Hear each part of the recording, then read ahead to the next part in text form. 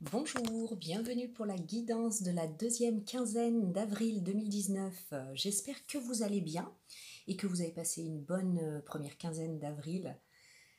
C'est parti, ma foi, pour la guidance avec les cartes. La première carte qui est sortie est celle du Ravensaré, à ne pas confondre avec le Ravinsara que nous avons eu la semaine dernière. Le Ravensaré nous parle de peur. Donc ici, les énergies de cette fin avril viennent nous demander de travailler sur la gestion des peurs. Alors, pour parler de la peur, à l'origine, elle est légitime. C'est vraiment en fait pour la survie, c'est-à-dire que c'est une sensation qui nous saisit pour nous protéger d'un danger. Une voiture, par exemple, qui nous fonce dessus, hop, on prend peur et physiologiquement, il se passe tout un tas de choses qui fait que l'on fuit. Donc c'est vraiment en fait pour la survie et elle est légitime. Or, il y a une grande partie de nos peurs qui sont des peurs imaginaires, si je puis dire. Imaginaires qui sont des peurs anticipées, mais qui ne sont pas réelles. Qui ne sont pas réelles, qui n'arriveront, qui ne se concrétiseront même pas. C'est bien de celle-ci qu'on parle et c'est bien ce tri qu'on nous demande de faire. Parce que ces peurs imaginaires nous séparent grandement de l'accomplissement de notre cheminement intérieur, nous éloignent de nos rêves, nous sidèrent et ne nous laissent pas s'accomplir tout simplement. Donc voilà, on vient en fait ici nous demander de faire un grand ménage. Je sens une énergie très active, très concrète, d'agir concrètement par rapport à ça, pour pouvoir continuer à avancer, pour avancer vers nos rêves, j'entends, vers ce que l'on désire, mais également pour ceux qui ont déjà des problèmes, pour changer les choses. La clé est là. C'est prendre conscience de nos peurs, faire le tri entre les peurs réelles et les peurs imaginaires, et agir par rapport à ça. La guidance va nous guider.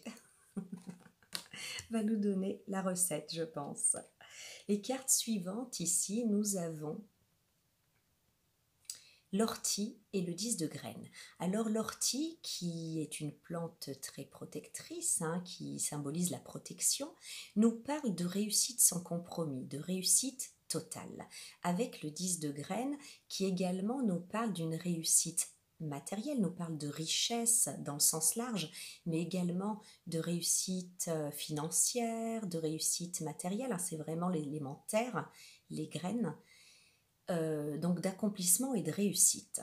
Je pense vraiment que c'est pour aller dans ce sens-là, pour vraiment libérer notre créativité, notre potentiel créatif et pouvoir le matérialiser dans nos vies, qu'il faut justement agir sur ces peurs et faire ce grand ménage de printemps concernant les peurs. Vraiment, l'ortie nous parle non seulement de protection, de réussite sans compromis, de réussite assurée, mais elle vient également nous donner le message suivant: tes pensées m'indiffèrent. On va avancer. Les cartes suivantes, nous avons ces manières diaboliques. C'est ici la Reine des Neiges, non pas celle que l'on connaît dans le dessin animé, mais c'est la Reine des Neiges et ses manières diaboliques, et la carte de l'archange Samuel. Alors, la Reine des Neiges ici, c'est le saboteur intérieur.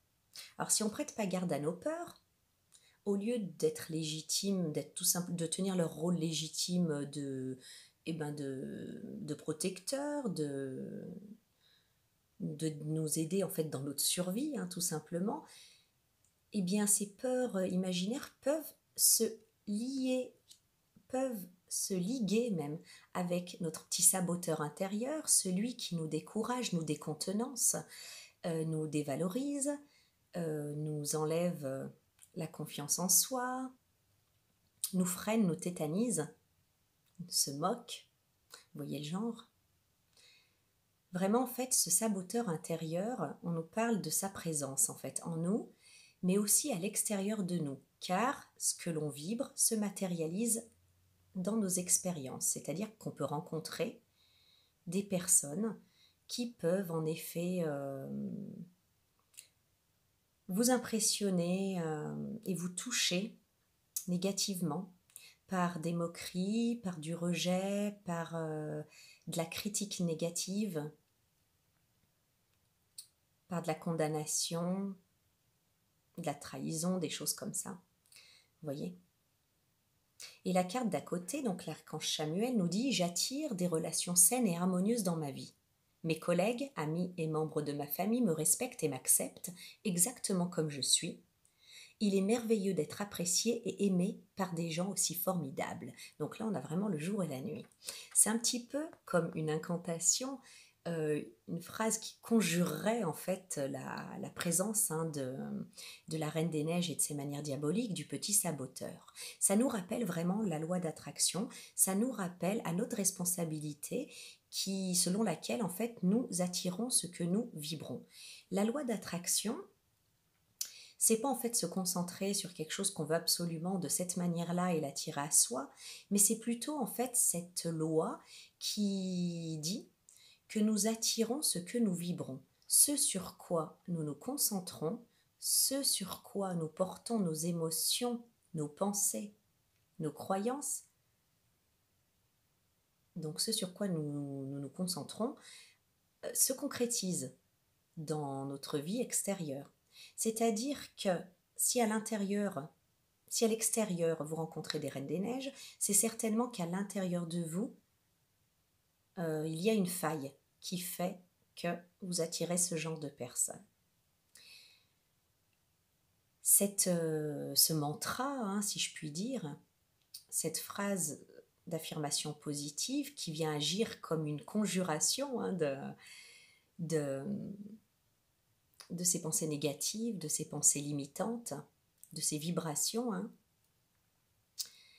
vient nous rappeler donc à notre responsabilité et vient nous dire que la première des choses à faire pour aider le cerveau, c'est de se concentrer sur le contraire de la Reine des Neiges, se concentrer sur ce que vous voulez attirer et non pas sur ce que vous ne voulez pas attirer. Alors, ça a l'air simpliste comme ça, et pourtant c'est le premier pas. Parce que le cerveau, en plus de ça, il ne considère pas la négation. C'est-à-dire qu'on ne va pas dire « je ne veux pas attirer des personnes négatives », c'est le contraire qu'il faut penser, et dans le présent. J'attire des relations saines et harmonieuses dans ma vie. Voilà, se concentrer, en fait, se remettre pour faire un petit peu volte-face à ce genre de présence. Il faut déjà, en fait, penser et nourrir les émotions contraires. Ce qui est certes pas évident à faire. Mais en tout cas, je pense que le message de ces cartes ensemble viennent juste nous rappeler à la responsabilité que nous avons quand on rencontre des expériences négatives, des personnes saboteuses. C'est certainement qu'à l'intérieur de nous, ça résonne. Que ces personnes font écho à une partie de nous, certainement une peur, donc, puisqu'on vient nous parler de peur. Soit on n'en a pas conscience, soit on en a conscience, mais on ne sait pas comment faire. Donc, pour arriver un petit peu à effacer tout ça, à retourner la vapeur, nous avons la carte du Palo Santo qui nous parle d'unité. Le Palo Santo, il nous demande d'embrasser avec amour toutes les parties de nous et de ne pas rester dans cette vision duelle que nous avons de nous-mêmes. Je vais vous lire le texte. MNOP. Je viens à vous pour vous parler d'unité. Je suis l'essence qui réunifie vos séparations. Donc voilà, on vous dit que ces situations-là, si vous rencontrez des personnes comme ça, vous les rencontrez parce qu'à l'intérieur de vous, il y a des séparations. Je défais les nœuds et je prends dans mes bras toutes les parties de vous-même. Je suis l'accueil total de tout votre être. J'incarne la sagesse et l'amour universel. Non pas celui qui n'aime que ce qui est beau et bon chez vous, mais aussi cet amour qui prend dans les bras vos moments de révolte, de colère, de jalousie, de saute d'humeur, de fragilité, de mensonge, de destruction. Je suis le Palo Santo et je suis l'essence qui vous permettra de voir le monde hors de la vision duelle afin d'accéder à la conscience unifiée. Donc voilà pourquoi vous rencontrez des obstacles, des relations obstacles dans la 3D, dans vos vies, dans vos expériences, parce que vous les attirez en quelque sorte. Mais la bonne nouvelle, c'est que si vous êtes le magicien qui est capable, par vos émotions, d'attirer ce genre de relation, vous êtes aussi le magicien capable, par vos émotions, d'attirer les relations saines et harmonieuses. Et on vous pointe du doigt que consciemment ou non, vous n'acceptez pas la totalité de votre être, et notamment ces parties que vous jugez comme n'étant pas belles ou bonnes. Voilà. Et c'est ces parties-là que vous devez embrasser. Tant que vous ne les embrasserez pas, que vous ne les accepterez pas, comment voulez-vous qu'à l'extérieur, elles soient acceptées et embrassées? Voilà, c'est la clé. Les cartes suivantes, nous avons la rose et la gueule de lion, cette plante qui est aussi appelée le muflier plus fréquemment. Donc la rose, cette fleur sacrée, cette fleur divine, au parfum divin, la plus élaborée, le plus élaboré des parfums de fleurs, pousse pourtant en fait sur une tige pleine d'épines. Cette tige pleine d'épines, c'est un petit peu la métaphore du chemin initiatique que vous traversez, des difficultés, des épines, des pics que vous trouvez sur votre chemin. On vous demande d'être assuré et de croire que c'est bien ce chemin initiatique qui vous emmènera vers le divin, vers votre divinité, vers la plus subtile version de vous-même et la plus belle version de vous-même. Ne vous découragez pas, vous êtes sur le bon chemin. Le muflier, la gueule de lion, elle vous parle de détermination, d'endurance, de courage. Elle pousse dans des terrains qui peuvent être parfois vraiment pas fertiles, au milieu d'un tas d'autres plantes, mais elle en fait fi et elle se dresse vers la lumière. Elle a un côté altier et princier, cette plante. Et elle n'a que faire des difficultés, elle fonce vers la lumière. Donc on vous demande ici de prendre courage. Et c'est vrai que ce qui permet de surmonter les peurs, c'est bel et bien le courage. Pour vous diriger vers votre objectif, vers la lumière, vous élever. C'est vraiment deux plantes qui sont imagées avec une belle élévation par rapport au sol. La gueule de lion vient vous dire une phrase du genre ne cherchez pas la complexité, avancez. Donc il est inutile en fait d'essayer de changer l'extérieur, de tergiverser avec l'extérieur. Il y a un travail intérieur à faire, voilà, avant tout, pour transformer tout ça. C'est cette unification, c'est embrasser toutes les parties de vous-même et les accepter, sans quoi l'extérieur ne les acceptera pas. Donc redressez-vous en fait, relevez-vous et faites fi le plus courageusement possible des épines que vous rencontrez et prenez conscience de pourquoi elles sont là. Parce qu'elles sont le reflet d'une non-acceptation de tous vos aspects. Voilà. Il y a un jugement en fait à enlever, à retirer, un jugement erroné sur ce qu'on appelle les parties pas belles en nous. Celles que je viens de citer, la colère, la fragilité, les moments de révolte. Moi, je reste persuadée qu'il y a des guerres justes. Les cartes suivantes, nous avons la Duchesse Blanche qui revient nous voir. La Duchesse Blanche qui vient aussi corriger une pensée erronée que vous avez certainement. C'est celle selon laquelle, étant donné que votre passé a été tumultueux ou que vous avez vécu pendant une longue période des épreuves, des moments sombres, des grandes souffrances, que votre futur va forcément être pareil. Elle vous dit de faire vraiment en fait de tracer un trait sur votre passé et d'accepter que votre futur ne sera pas nécessairement comme votre passé. Elle apparaît quand on est dans des grandes transitions. dans des grandes transitions et qu'on se tient sur le seuil d'une nouvelle vie et que pourtant on n'arrive pas en fait vraiment à lâcher des habitudes passées. C'est pas parce que vous avez vécu des traumatismes, vécu des choses difficiles, traumatiques, oui, que votre futur en sera conditionné. Pour moi, votre passé, c'est un petit peu les épines ici, et votre futur, c'est cette rose épanouie. La duchesse blanche, elle vient vous dire ça. Et le quartz girasol vient vous dire, avez-vous remarqué que les gens et les situations reflètent vos sentiments ou vos pensées? Donc ici, le seul obstacle, j'allais dire la seule limite, ce sont vos croyances. Ce qui vous empêche de passer ce seuil et d'accéder à cette vie nouvelle, c'est cette difficulté que vous avez à vous dire que votre futur peut être complètement, que ça peut switcher complètement et qu'il peut y avoir vraiment comme s'il y avait deux vies, quoi. Voilà, vous êtes dans une période transitoire et que votre futur ne sera pas nécessairement déterminé par l'ambiance de votre passé.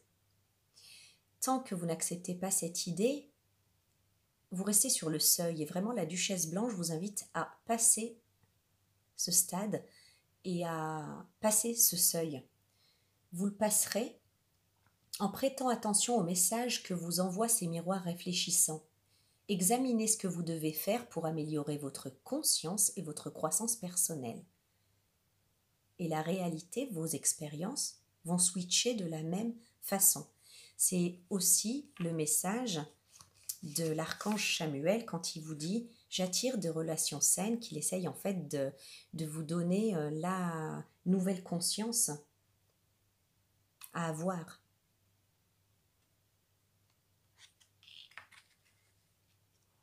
Vous attirez ce que vous vibrez, vous attirez ce que vous êtes. J'entends ça. Qu'est-ce que vous choisissez d'être? Qu'est-ce que vous choisissez de vibrer? Parce que quelles que soient les choses que vous ayez vécues, vous avez le choix de vibrer ce que vous avez envie de vibrer là maintenant.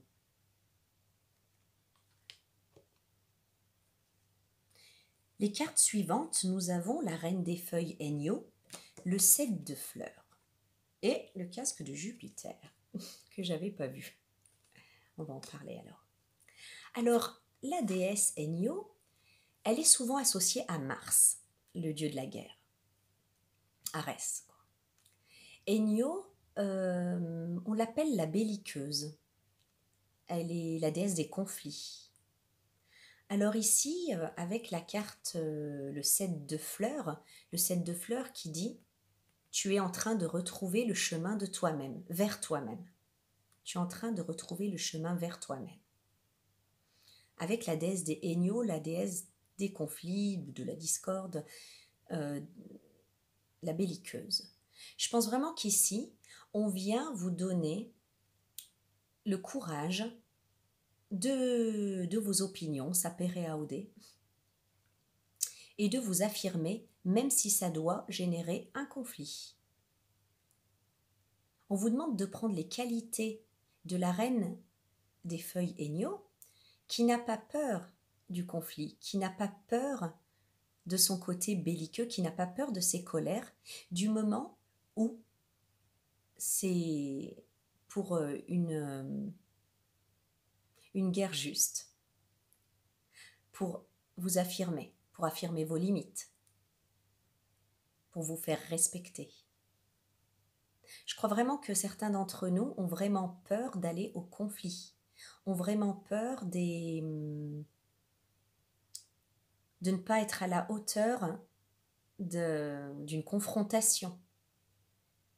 Donc vraiment ici, le côté Mars, le côté Enyo, qu'on connaît moins que Mars, vient vous donner cette force de caractère, exactement. Et la force de caractère qui est en plus bien appuyée par le casque de Jupiter, c'est la digitale. La digitale, les chevaliers, quand ils allaient à l'aventure ou au combat, ils prenaient de la digitale sur eux parce qu'elle donnait cette fougue de jeunesse, cette témérité. Donc on vous demande vraiment d'avoir du courage, de la témérité, de la force de caractère pour vous affirmer, de sortir un petit peu de cette attitude de dos rond, de cette attitude de ne pas oser s'affirmer de peur du conflit. Tant pis, certes, vous n'aimez pas le conflit, mais je vous le répète, il y a des guerres justes. Il y a des choses pour lesquelles on n'a pas d'autre choix que de se battre. Et là, on en revient aux peurs, parce que c'est le sujet initial, je pense vraiment que c'est une grosse peur pour ceux que cette guidance concernera. La digitale, le casque de Jupiter, vient aussi mettre un petit peu, malgré tout, d'eau dans le vin. La digitale, c'est quand même un poison. Donc voilà, on vous demande en fait d'être dans la juste mesure de ce que vous dites, de ce que vous faites. Je pense vraiment que vous pouvez faire la différence dans votre jugement, dans votre guidance intérieure, entre des guerres justes et des guerres inutiles. Vous voyez, quand on vous disait ici, avec la gueule de lion,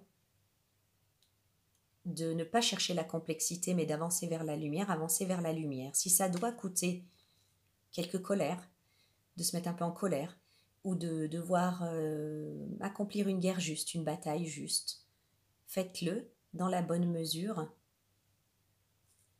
dans la sagesse, voilà, dans la sagesse. C'est comme ça que vous retrouverez votre cheminement intérieur, votre chemin intérieur. La carte suivante, nous avons la carte de l'Arol. L'Arol qui vous parle de clan. Alors c'est drôle parce que ici, en fait, voilà, on vous parle de conflits un petit peu avec l'extérieur qui ne serait que le reflet de ce que vous n'acceptez pas, les parties de vous que vous n'acceptez pas ou que vous n'assumez pas intérieurement.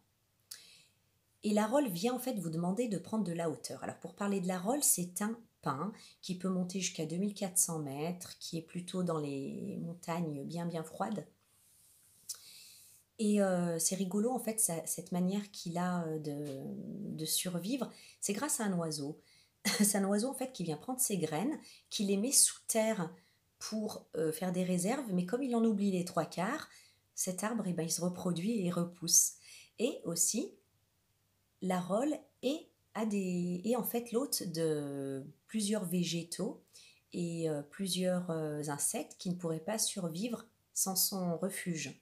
Vous voyez, donc il y a vraiment une sorte de, comment on appelle ça, pas de symbiose parce que ça c'est en biologie, mais bon, bref, d'entraide entre les uns et les autres en fait pour assurer la survie.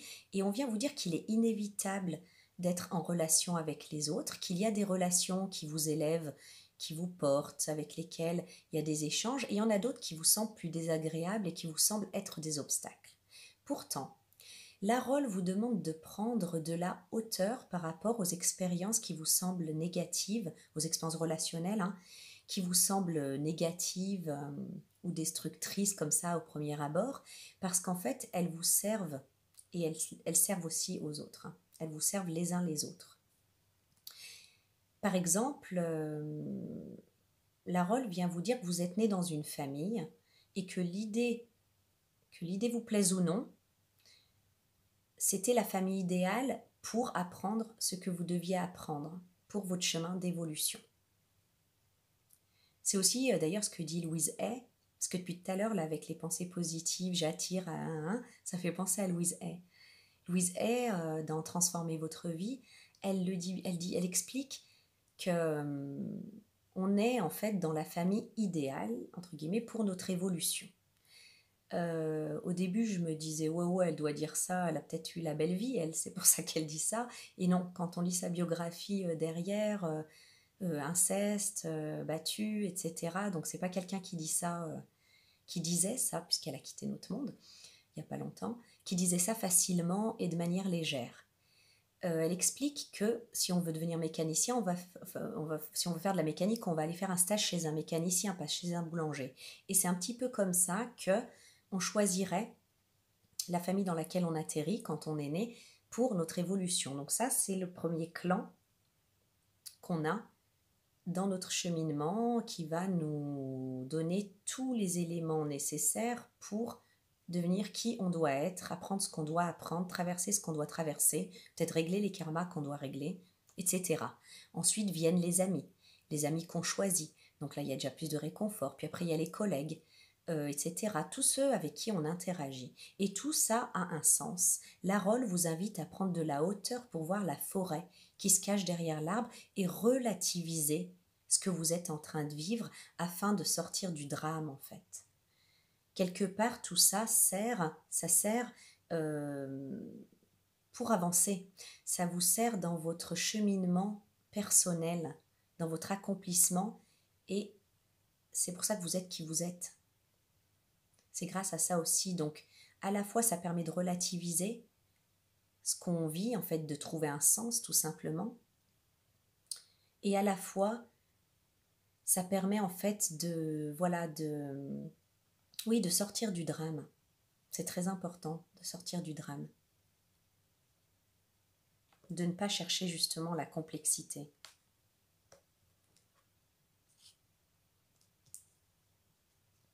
Les cartes suivantes viennent nous parler d'intuition.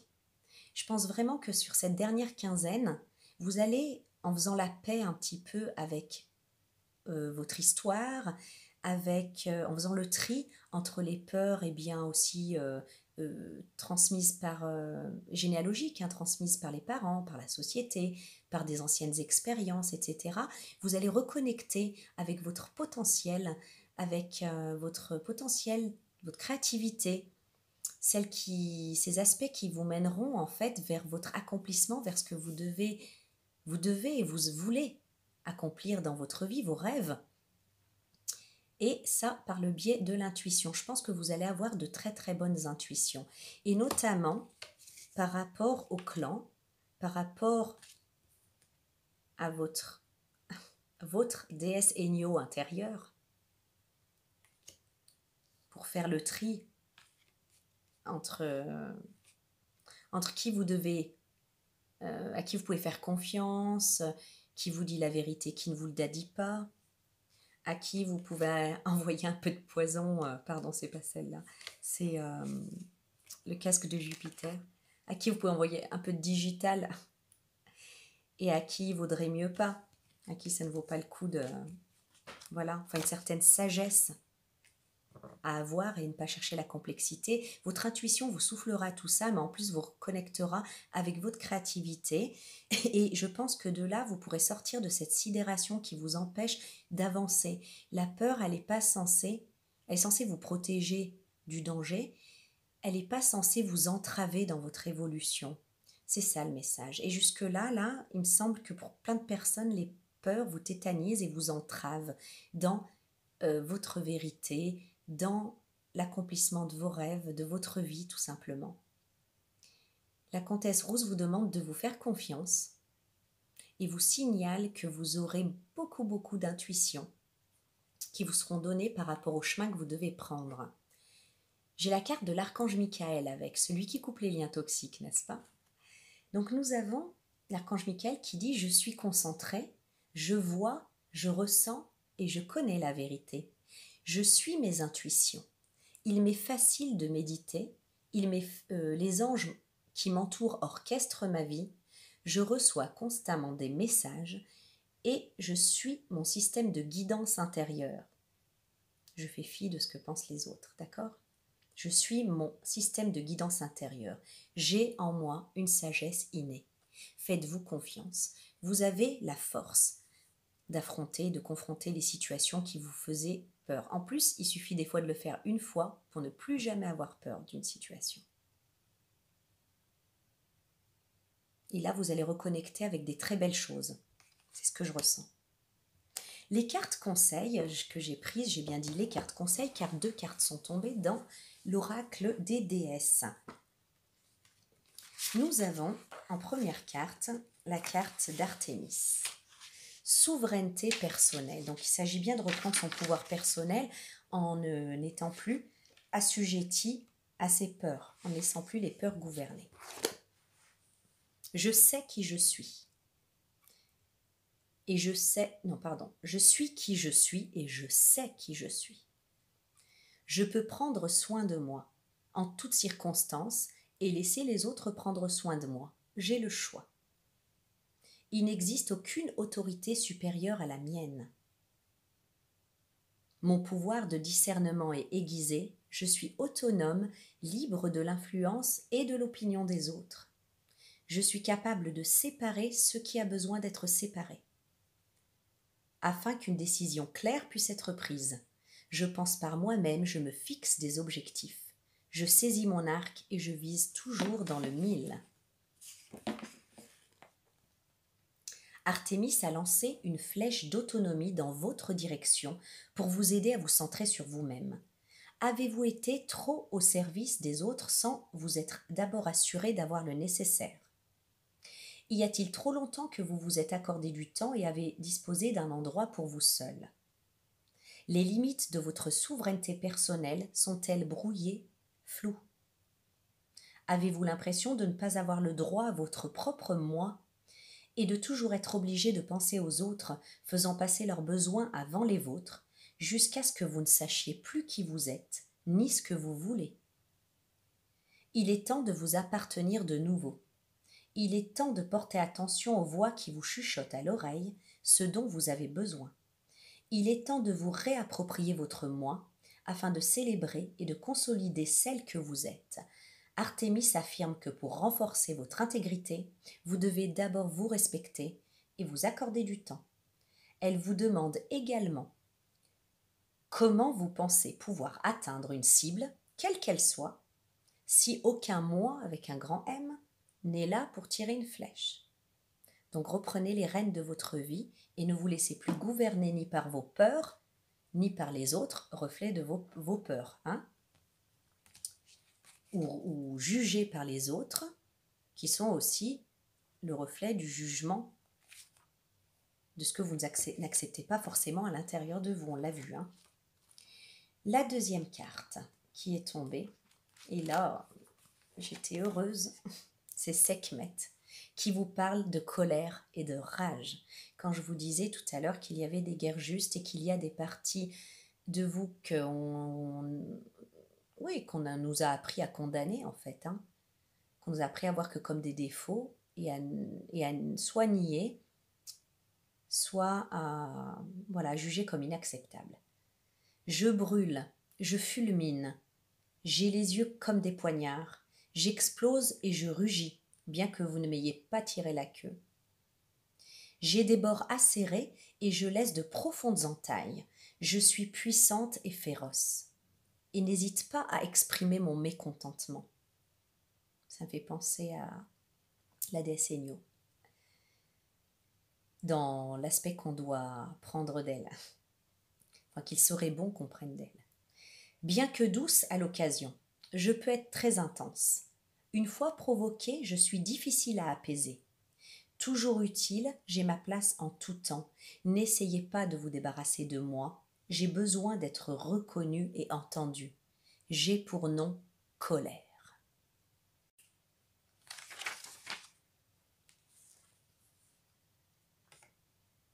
Sekhmet bondit dans votre vie pour vous aider à faire face à votre colère. La colère, la vôtre ou celle de quelqu'un d'autre, vous met-elle mal à l'aise? Avez-vous peur de votre colère parce qu'on vous a dit autrefois que c'était mal ou laid de se fâcher? Avez-vous refoulé votre colère ou vous en êtes-vous détaché au point de ne plus savoir l'exprimer? Vous êtes peut-être passé de la colère à la rage. Celle-ci s'est formée d'une accumulation de colère incontrôlable. La braise couve peut-être en permanence sous le feu de votre colère et vous ne savez plus comment l'éteindre. Sekhmet affirme que la colère des femmes et des hommes fait partie intégrante de leur pouvoir. Ne vous en débarrassez pas. Apprenez plutôt à l'exprimer de manière à ce qu'elle soit entendue et à la transformer de manière à en tirer du pouvoir et de l'énergie. Faites de la colère votre allié et votre cheminement vers l'intégrité gagnera en vitalité. Voilà, c'est super bien exprimé, c'est exactement ce que je voulais dire à propos des aspects de nous qu'on peut juger comme étant laids ou mal. Tout dépend de comment on transforme les choses et quelle guerre, juste ou non, on veut mener. Elle est là la légitimité ou non de la colère. Donc voilà. Il y a vraiment des automatismes, des conditionnements à propos de la colère, à propos de tout ce qu'on peut juger négatif chez quelqu'un ou en nous, qui est à revoir, qui est en fait à trier. Donc voilà, je vous souhaite vraiment un bon nettoyage de printemps au niveau des peurs pour aller vers la lumière, vers l'accomplissement de qui vous êtes vraiment, de ce à quoi vous aspirez profondément. De la peur au travers du courage vers l'amour en fait. Voilà. De la colère, une fois transformée, va naître l'amour.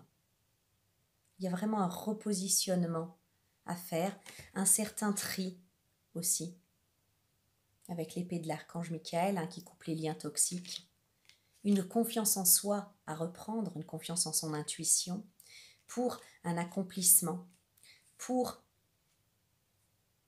avoir du discernement dans les relations et comprendre le sens des expériences dans les relations. Voilà.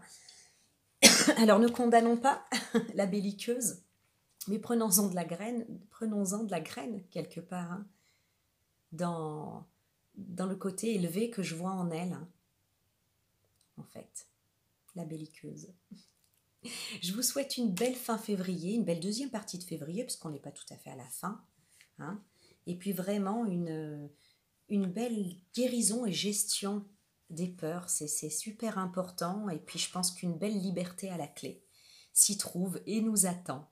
Alors je vous dis à début mai, je vous retrouve début mai pour une guidance de quinzaine, et d'ici là, je vous embrasse et je vous souhaite plein de bonnes choses. Au revoir.